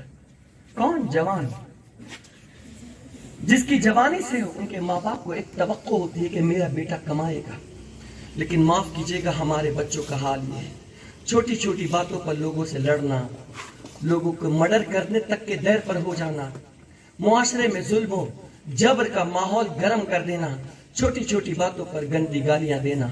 مسلمانوں یہ تمہارا شیوا نہیں ہے، اختلاف کرو گے تو کٹ جاؤ گے، معاشرے کے اندر تباہی لاؤ گے تو پہلے تباہ تم کیے جاؤ گے، تمہیں ٹکڑوں میں بانٹا جا رہا ہے، تمہارے آپس میں انتشار اور اختلاف پیدا کیا جا رہا ہے، تمہیں ٹکڑے ٹکڑے کر کے تمہیں ختم کر کیے جانے کی کوشش کی جا رہی ہے، لیکن تم آپس میں ہی لڑتے ہو۔ اتحاد قائم کرو، ایک دوسرے کے بازو بنو، ایک دوسرے کے سہارے بنو۔ کوئی آپ کے قریب میں کوئی ظلم میں جبر میں گرفتار ہے، اس کی مدد کر سکتے ہو تو کرو۔ آپ کے علاقے میں کوئی بھوکا ہے تو اس کو کھانا کھلاؤ۔ دیکھو سیدنا غوث پاک رضی اللہ عنہ کا معاملہ، جب آپ پڑھ رہے تھے اللہ اکبر تو بھوک کی شدت کا عالم یہ تھا کہ آپ مسجد میں آ کر لیٹ جاتے ہیں۔ جب بھوک برداشت نہیں ہوتی ہے نا تو آپ جہاں لوگ کچرا پھینکتے ہیں نا، کوڑے دان کی طرف، اس طرف گئے یا جنگل کی طرف گئے کہ کچھ وہاں مل جائے جنگلوں میں مجھے کھانے پینے کو۔ جب وہاں گئے تو کیا دیکھا، مجھ سے پہلے 70 فقیر پہلے سے وہاں کھانے کی چیزیں ڈھونڈ رہے۔ آپ وہاں چھوڑ دیے اور پھر سے واپس پلٹ کر کے آئے تو ایک شخص ملا اور آپ کو کچھ درہم ہاتھ میں دیا اور کہا یہ کیسا پیسہ ہے؟ کہا کہ آپ کی والدہ نے آپ کے لیے بھجوائے ہیں۔ آپ نے حسب ضرورت اس میں سے کچھ پیسے لیے اور وہ سارا پیسہ اٹھا کر کے ان 70 فقیروں کے پاس چلے گئے جو جنگلوں میں کھانے پینے کی چیزیں ڈھونڈ رہے تھے، اشیاء ڈھونڈ رہے تھے۔ کہا یہ لو، میری والدہ نے میرے لیے بھجوائے تھے، لیکن میں تمہیں دیتا ہوں کہ جاؤ اس سے کھانا خرید کر کے اپنا پیٹ بھر لو، اپنا گزارا کرو۔ اللہ اکبر، یہ بات، یہ واقعہ اللہ اکبر اخبار الاخیار کے اندر حضرت شیخ عبدالحق محدث دہلوی نے لکھا ہے کہ آپ خود تو نہیں کھائے اور اپنے لیے چاہتے، کیونکہ اس زمانے میں فاقہ کشی کا عالم بہت زیادہ تھا، لیکن حسب ضرورت آپ نے رکھ کر کے سارا پیسہ فقیروں کے اندر بانٹ دیتے ہیں۔ کاش یہ چیز ہمارے مسلمانوں کے اندر بھی پائی جاتی کہ ہمارے معاشرے میں اگر کوئی بھوکا ہو، ہمارے معاشرے کے اندر اگر کوئی بے گھر ہو، ہمارے محلے کے اندر اگر کوئی فاقہ کش انسان ہو، اللہ نے ہمیں عطا کی ہے تو اپنے جیب سے ہم اٹھا کر کے ان کی مدد کر دیں گے تو یقیناً اللہ ہماری ضرور مدد فرمائے گا۔ بننا ہے تو غوث پاک کی سیرت پر عمل کرنے کی کوشش کرو۔ آپ کے علاقے کے اندر کوئی غریب انسان نہ رہنے پائے، یہ فاقہ کش قوم کو اٹھانے کی کوشش کرو۔ آج ضرورت ہے کہ اپنے علاقے سے غربت کو ختم کرو۔ آپ پڑھے لکھے ہو تو اپنے معاشرے میں تعلیم کا سسٹم شروع کرو، کوئی بچہ آپ کے یہاں کا جاہل نہیں رہنا پائے۔ دیکھو میرے غوث پاک مادرزاد ولی تھے، لیکن آپ علم حاصل کرنے کے لیے جاتے ہیں۔ آپ نے فرمایا درست العلم حتی صرت قطبہ، میں علم حاصل کرتا رہا یہاں تک کہ اللہ نے مجھے مقام قطبیت عطا کی ہے۔ لیکن یہاں رک کر کے ایک بات یہ بھی کہوں گا، آج بعض جاہل پیر ہے جو مدرسہ کبھی نہیں جاتے ہیں، پڑھائی کبھی نہیں کرتے ہیں، تعلیم کبھی حاصل نہیں کرتے ہیں، اور ایک خانقاہ میں بیٹھ کر وہ سجادہ نشین بن جاتے ہیں۔ ان کو اعوذ باللہ من الشیطان الرجیم بھی پڑھنا نہیں آتا ہے، قرآن کی کچھ سورتیں اور آیتیں بھی نہیں آتی ہیں، اور وہ اپنے آپ کو کہتے ہیں میں فلاں جگہ سے یہ ہوں، میری فلاں حیثیت ہے، میرا فلاں وقار ہے۔ او جاہل انسان سن، میں تیری غیبت تو نہیں کرتا، لیکن اللہ اکبر، اللہ کے رسول علیہ الصلوۃ والسلام کے فرمان کا مفہوم یہ ہے متخذ اللہ ولیا جاہلا، اللہ کسی جاہل کو اپنا دوست نہیں بناتا ہے۔ جب تم پڑھے لکھے ہو تو تم کسی جاہل کو اپنا دوست نہیں بناتے ہو، تو اللہ عالم ہو کر کے، اللہ خالق ہو کر کے، اللہ علم والا ہو کر کے کسی جاہل کو کیسے اپنا دوست بنائے گا؟ وہ بھی ایسے کو دوست جو کبھی نماز نہ پڑھے، جو کبھی سجدہ نہ کرے، جو کبھی قرآن پاک کی تلاوت نہ کرے، اور وہ کہے میں پیر ہوں۔ سنو، تم کبھی پیر نہیں ہو سکتے، تم شریعت و سنت کے اگر پابند نہیں ہو تو تم اللہ والے کبھی نہیں ہو سکتے. اللہ والا ہونے کے لیے یہ ضروری ہے کہ تم مدرسے میں جا کر علم حاصل کرو, یا اللہ غیبی طریقے سے اللہ تمہیں علم عطا فرما دے, جو عطا کر دے جسے وہ بھی علم کہا جاتا ہے. لیکن اللہ اکبر, معاشرہ ایسا ہے کہ جاہلوں کے پیچھے خوب بھاگتے ہیں اور عالموں کے پیچھے چھوڑ جاتے ہیں. عالموں کی قدر نہیں کرتے, عالموں کی عزت نہیں کرتے, عالموں کا احترام نہیں کرتے ہیں, اور جوہلا پیر کے پیچھے اتنا بھاگتے ہیں, اتنا بھاگتے ہیں کہ ایسا لگتا ہے کہ یہی میرا سب کچھ ماوا ملجا ہے. نہیں, غوث پاک رضی اللہ عنہ کی سیرت دیکھو. آپ مدرسات والی ہونے کے باوجود آپ نے مدرسے کا رخ کیا, آپ نے بغداد کا رخ کیا, تعلیم کے حصول کے لیے آپ نے فاقہ کشی کی, لیکن آپ پڑھنے کے پیچھے ہٹے نہیں, پڑھتے رہے یہاں تک کہ اللہ نے انہیں مقام قطبیت عطا فرمایا. اس سے پتہ یہ چلتا ہے ہر انسان کو علم حاصل کرنا چاہیے, ورنہ ہوگا یہ کہ علم کے بغیر اگر آپ کچھ کرنے کی کوشش کرو گے تو بھی برائی ہو جائے گا. کبھی کبھی اچھا کرنے کی کوشش کرتا ہے تو آخر میں اس کا نتیجہ برائی ہوتا ہے, کیونکہ اس کے پاس علم نہیں ہے نا, کس سے کیسی بات کرنی ہے, کس سے کیا کرنا اس کو پتہ ہی نہیں ہے.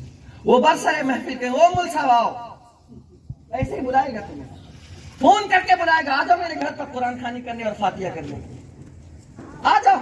اور نہیں آئے تو ٹرسٹی صاحب بولیں گے آپ جاؤ, آپ کے اندر غرور آ گیا ہے, جبکہ اسے نہیں معلوم ہے کہ وہ عالم ہے, اللہ کے رسول علیہ السلام کا وارث ہے. اسے نہیں معلوم ہے کہ وہ جب تک بیٹھے رہے تب تک تمہیں بیٹھنے کی اجازت نہیں ہے, کھڑے رہو, اس لیے کہ وہ رسول اللہ کا نائب ہے, رسول اللہ کا نائب ہے, ان کی عزت سب کے لیے فرض ہے.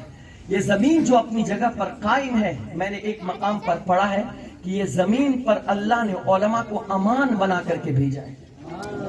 کیا بنا کر بھیجا ہے؟ امان. جب تک ان کے قدم اس زمین پر ہے تمہیں آفت نہیں آئے گی, اور جس دن یہ اٹھ گئے اس دن تمہارے لیے تباہی شروع ہے. امان ہے, امان.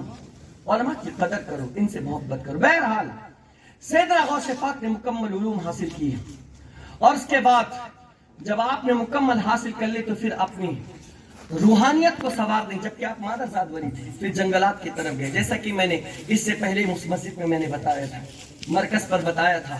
آپ لوگ اس مرکز پر اجتماع میں جایا کرو, ہر سنڈے کو بعد نماز مغرب شاید ہوتا ہے, پہنچا کرو, علم کی محفل میں شرکت کیا کرو. اور جب آپ نکلے تو اللہ اکبر 25 سال تک کے جنگل و بیابان میں سیدنا غوث پاک گردش کرتے رہے, گھومتے رہے. اور ایک سال ایسا آیا کہ آپ نے جنگلوں کی چیزیں جو پڑی ملی کھا لیا, ایک سال آیا جو پانی پر اکتفا کیا, ایک سال ایسا آیا جو صرف بھوکے رہے اور زمین پر پیٹ ڈال کر لیٹ جاتے تھے اور یہ آیت پڑھتے تھے فَإِنَّ مَعَ الْعُسْرِ يُسْرًا إِنَّ مَعَ الْعُسْرِ يُسْرًا إِنَّ مَعَ الْعُسْرِ. بے شک ہر تکلیف کے بعد آسانی ہے, بے شک ہر تکلیف تو اللہ آرام دیتے تھا.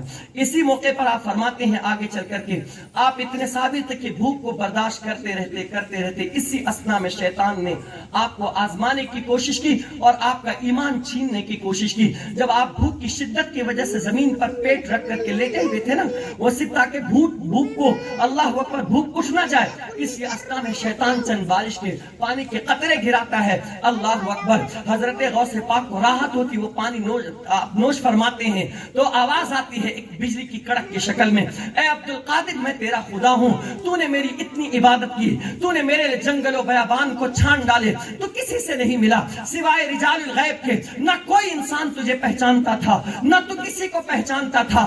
جا میں تجھ سے راضی ہو گیا ہوں, اب چاہے تو گناہ بھی کرے گا تو میں تجھے تیری کوئی پکڑ نہیں کروں گا. جب لفظ گناہ کا لفظ استعمال کیا نا, آپ نے فوراً لا حول ولا قوت الا باللہ پڑھا, وہ فوراً غائب ہو جاتا ہے. آپ سمجھ جاتے کہ یہ شیطان تھا. پھر آواز لگاتا ہے وہ کہ عبد القادر سن, میں نے بہتے سے پیروں کے ایمان چھین لیے ہیں اس طرح کی بشارتیں دے کر, لیکن اے عبد القادر تجھے تیرے علم نے بچا لیا ہے.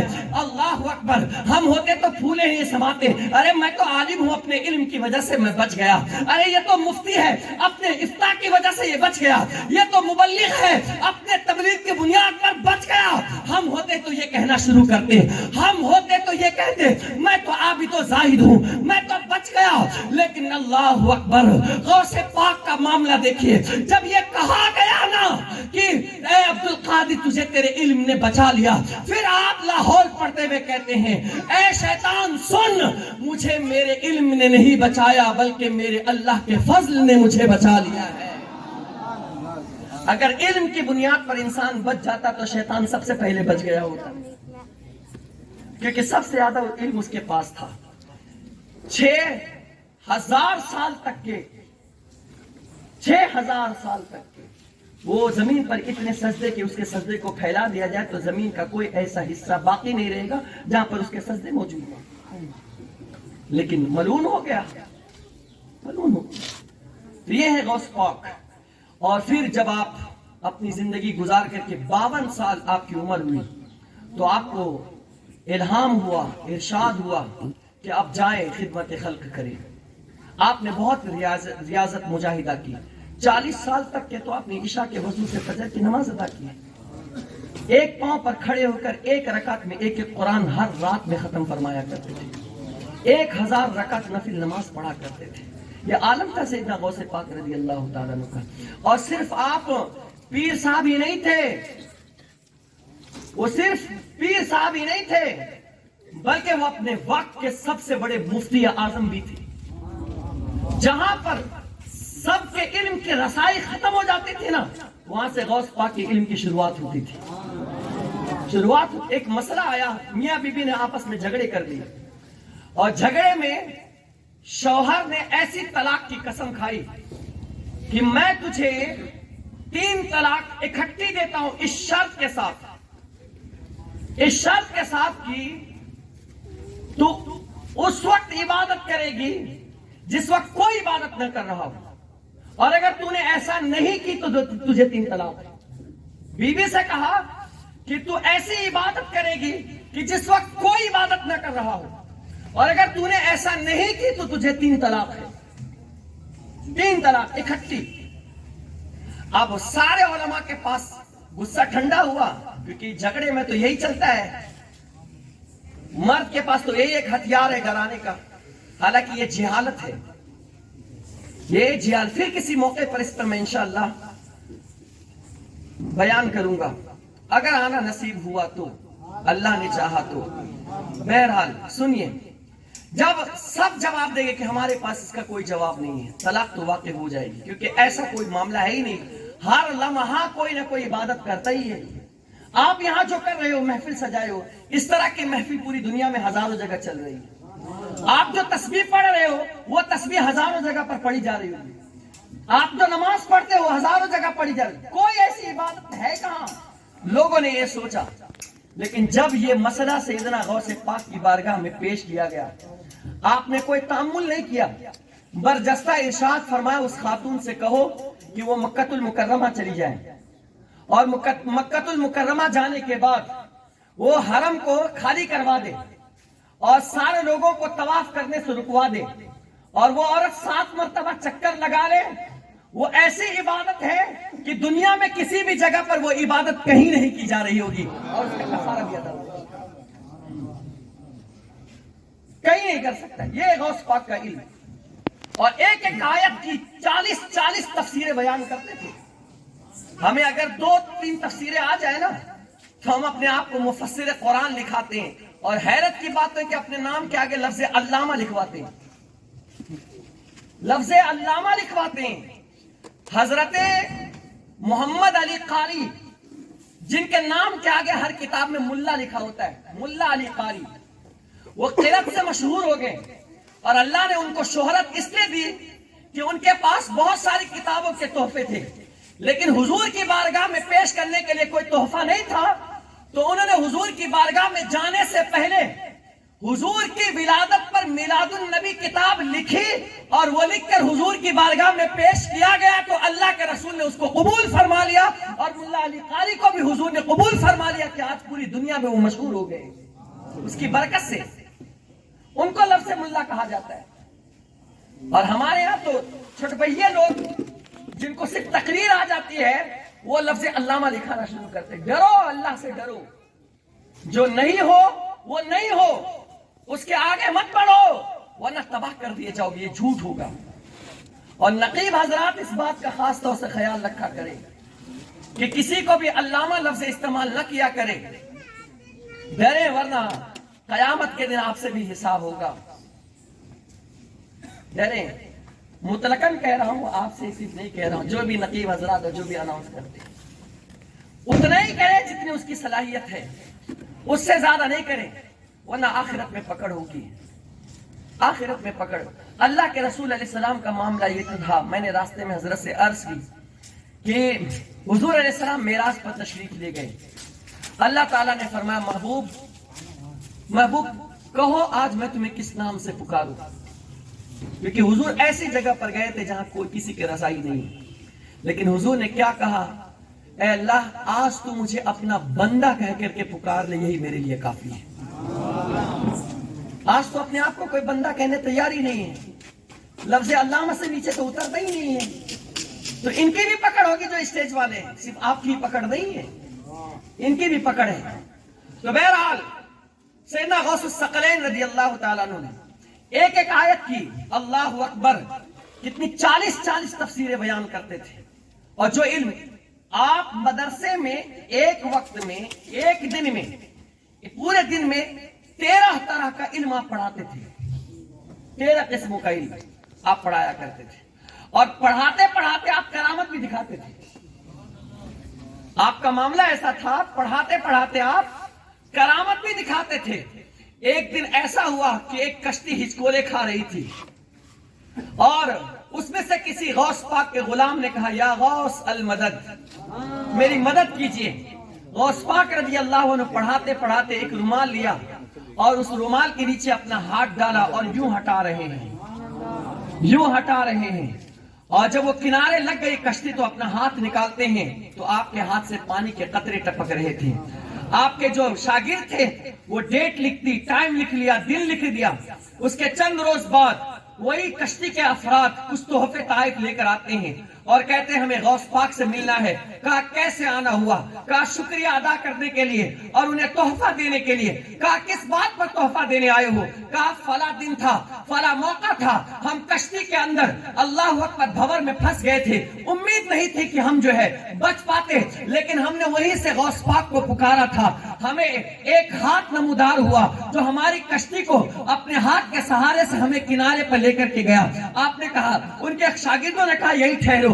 ڈائری منگائی تو دیکھا وہی ٹائم ہے، وہی تاریخ ہے، وہی دن ہے، وہی لمحہ ہے جس وقت غوث پاک ہمیں پڑھا بھی رہے تھے اور رومال کے نیچے اپنا ہاتھ رکھ کر کے وہ ہٹا بھی رہے تھے. تو وہ صرف ہٹا نہیں رہے تھے بلکہ اپنے غلاموں کی وہ مدد بھی فرما رہے تھے. اپنے غلاموں کی آج بھی غوث پاک کو جو پکارتا ہے نا، آج بھی غوث پاک اس کی مدد کو آتے ہیں. آج بھی الہ آباد میں جو اسٹیشن کے قریب ایک بزرگ ہیں، وہ غوث پاک کے زمانے کے ہیں. وہ غوث پاک کو وضو کرا رہے تھے. اسی اسنا میں ان کو خیال آیا کہ آب حیات حضرت خضر نے پی ہے، کاش مجھے بھی میسر ہو جاتا. ابھی دل میں سوچ رہے ہیں اور غوث پاک کو وضو کرا رہے ہیں. غوث پاک رضی اللہ عنہ نے اپنے ہاتھ میں جو چلو میں پانی لیا تھا، آپ ادھر دیکھ کر مسکراتے ہیں، تجھے آب حیات پینی ہے. وہ دل میں سوچ رہے. آج بھی اس بزرگ کی قبر اطہر الہ آباد اسٹیشن کے بالکل قریب میں موجود ہے. کہا آج تجھے آب حیات پینی ہے؟ آب حیات. کہا حضور آپ کو کیسے پتا؟ کہا ابھی تو سوچ رہا تھا. کہا پلا دے حضور. کہا یہ لے، میرے ہاتھ میں جو پانی ہے وہ آب حیات ہے، پی لے. اللہ تجھے کم سے کم 400 سال سے زیادہ زندگی عطا فرمائے گا.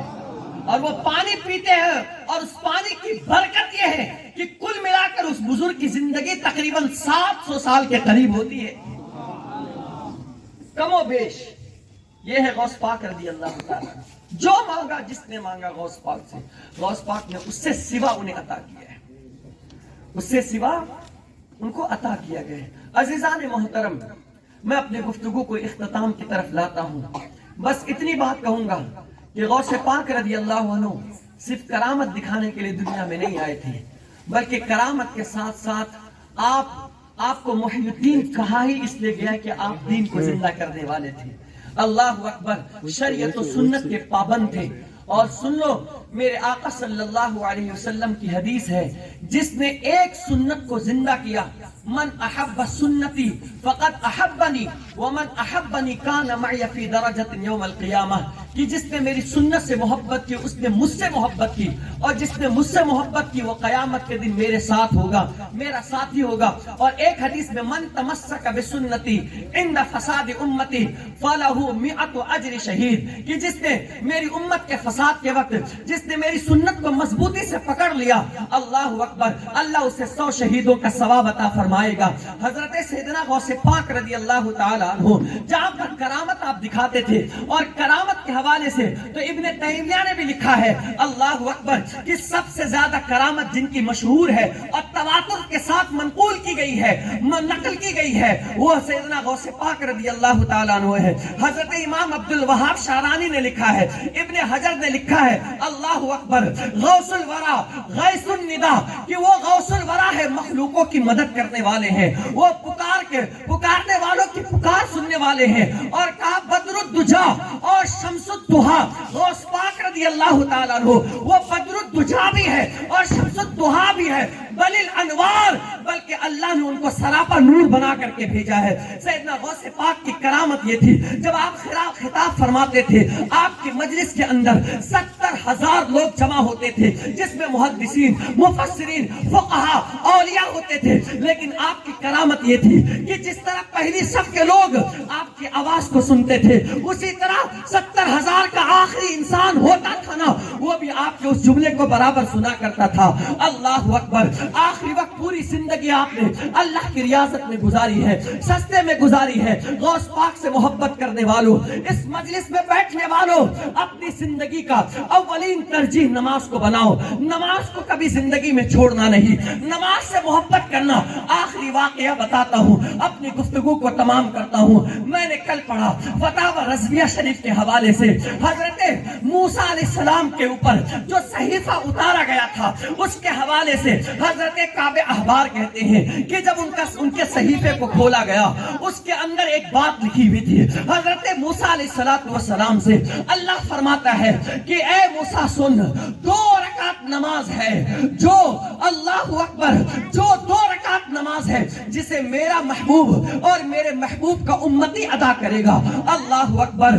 تو حضرت موسیٰ علیہ السلام نے کہا کہ وہ تیرا محبوب کون ہے اور وہ امتی کون ہے؟ تو کہا وہ میرا محبوب نبی آخر الزمان حضرت محمد مصطفیٰ صلی اللہ علیہ وسلم ہے، اور ان کا امتی ادا کرے گا۔ میرے آقا فرماتے ہیں کہ اس کے اندر یہ بات لکھی ہوئی تھی کہ جو میرا محبوب اور اس کا امتی ادا کرے گا۔ حضرت کعب احبار نے کہا، تو کہا کہ جو شخص، حضرت موسیٰ سے خطاب کرتے ہوئے اللہ فرماتا ہے، جو شخص وہ 2 رکعت نماز ادا کرے گا، اللہ اس کے اگلے اور پچھلے سارے گناہ کو معاف فرما دے گا۔ وہ نماز فجر ہے۔ یہ حضرت موسیٰ علیہ السلام کے حوالے سے اللہ نے پہلے ہی بشارت دی ہے، اور وہ بھی ذکر کس کا کیا؟ اپنے محبوب کا، اور ہم جیسے گناہگار امتیوں کا ذکر کیا ہے۔ صاحبوں، تمہارا ذکر تو توریت میں ہو رہا ہے، تمہارا ذکر تو موسیٰ کے اور دیگر صحیفے پر ہو رہا ہے، لیکن تم وہ ہو کہ تم فجر کی نماز اپنے بستروں پر ادا کرنے کے بجائے تم سو رہے ہوتے ہو۔ مت کرو ایسا، اللہ کو ناراض مت کرو۔ پھر میرے آقا نے فرمایا 4 رکعت نماز، کعب احبار کہتے ہیں 4 رکعت نماز ہے۔ ایک پہلی رکعت جب میرے محبوب کا امتی ادا کرتا ہے تو اس کی برکت سے اللہ اس کے گناہ صغیرہ کو معاف کر دیتا۔ جب دوسری رکعت ادا کرتا ہے تو فرشتے اس کی بخشش کے لیے دعا کرتے ہیں۔ تیسری رکعت ادا کرتا ہے تو آسمان کے دروازے اس کے لیے کھول دیے جاتے ہیں، اور جب چوتھی رکعت ادا کرتا ہے تو حوران بہشت جنت سے جھانک جھانک کر کے ان نمازیوں کو دیکھا کرتے ہیں، اور قیامت کے دن اللہ ان حوروں کے ساتھ، ان نمازیوں کے ساتھ نکاح فرما دے گا۔ آپ ذرا سوچو تو صحیح، نماز فجر پڑھنے میں کتنی برکت ہے، نماز ظہر پڑھنے میں کتنی برکت ہے، نماز عصر پڑھنے کی برکت یہ بتائی گئی۔ جس نے صرف عصر کی 4 رکعت سنت ادا کی، فرض تو دور کی بات ہے، میرے آقا فرماتے ہیں اس کی شفاعت میرے لیے حلال ہو جاتی ہے۔ جس نے مغرب کی نماز ادا کی, 3 رکعت جس نے پڑھ لیا, اللہ سے وہ جو مانگے گا میرا اللہ اسے وہ کچھ عطا فرمائے گا. اور جس نے عشاء کی نماز ادا کر لی, میں حضرت کعب احبار کہتے ہیں کہ رات بھر عبادت کرنے اور دن بھر عبادت کرنے کا ثواب اللہ میرے محبوب کو عطا کرے گا اور میرے محبوب کے امتیوں کو عطا کرے گا. اتنی برکتیں اللہ تمہیں 5 نمازوں میں دے رہا ہے. اس لیے صاحبوں, تم نماز کے پابند بن جاؤ, شریعت و سنت کے پابند بن جاؤ, گناہ کے قریب مت جاؤ, برائی کے قریب مت جاؤ. یہ زندگی کے چل لمحے ہیں, صحت یابی اللہ نے تمہیں دی ہے. اس وقت کی قدر کر کے نماز ادا کر لو, ورنہ یاد رکھنا اگر تم نماز کے پابند نہ بنو گے اللہ اپنا ذمہ کرم تم سے ہٹا لے گا, اللہ کی رحمت تم سے دور ہو جائے گی, گھر میں پریشانی تمہیں دستک دیتی ہوئی نظر آئے گی, قبر کی تاریک وادیوں میں تمہیں تڑپایا جائے گا, میدان محشر کے اندر تمہیں رسوا کیا جائے گا اور جہنم کے دہتے ہوئے انگارے میں تمہیں چھوڑ دیا جائے گا. اس دن تمہاری چیخ جہنم کے آگوں کے اندر وہ آواز تمہاری رہ کر کے رہ جائے گی, لیکن تمہاری ایک بھی نہ سنی جائے گی. اس لیے غوث پاک کی محفل میں بیٹھنے والوں, اپنی آخرت کو سنوارو, نماز کے پابند بنو, شریعت و سنت کے پابند بنو, دین پر عمل کرنے کی کوشش کرو. اللہ تبارک و تعالی ہم سب کو ان تمام باتوں پر عمل کی توفیق عطا فرمائے. اور دوران گفتگو مجھ سے کسی طرح کی کوئی غلطی یا خطا واقع ہو گئی ہو, اللہ اپنے حبیب پاک کے صدقے میں معاف فرمائے. وما علینا الا البلاغ المبین. السلام علیکم ورحمۃ اللہ وبرکاتہ.